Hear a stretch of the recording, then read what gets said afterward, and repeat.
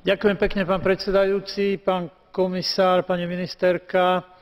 Najskôr by som sa chcel poďakovať spravodajcovi Charlesovi Tannockovi za prípravu dobrej a kvalitnej správy. Čierna Hora je v súčasnosti lídrom integračného procesu na Balkáne. To treba náležite oceniť.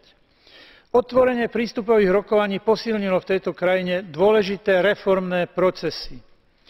Chcel by som preto vyzvať čiernohorských politikov, aby pokračovali v týchto reformách. Práca, ktorá ich stále čaká, sa dotýka najmä boja proti korupcii a organizovanému zločinu.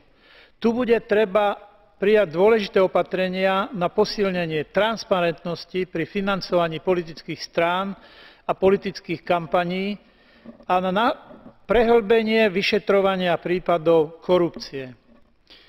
Dôležitý posun v politických a ekonomických kritériách, ktoré krajina dosiahla, treba prehĺbiť a vytvoriť stabilný demokratický systém.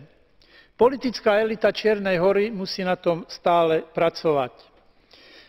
Preto situácia, ktorá nastala po prezidentských voľbách, je dôležitým pripomenutím si toho, ako citlivý je tento problém.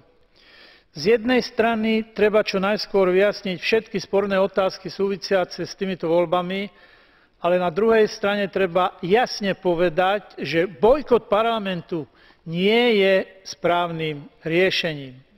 Na záver by som chcel ešte raz pripomenúť, že prístupové rokovania Čiernej Hory sú dôležitým signálom, pozitívnym signálom pre ostatné krajiny regiónu. Komisia by mala preto byť dôrazná a dôsledne a stále klásť dôraz na plnenie kodanských kritérií. Ďakujem pekne, pán predseda.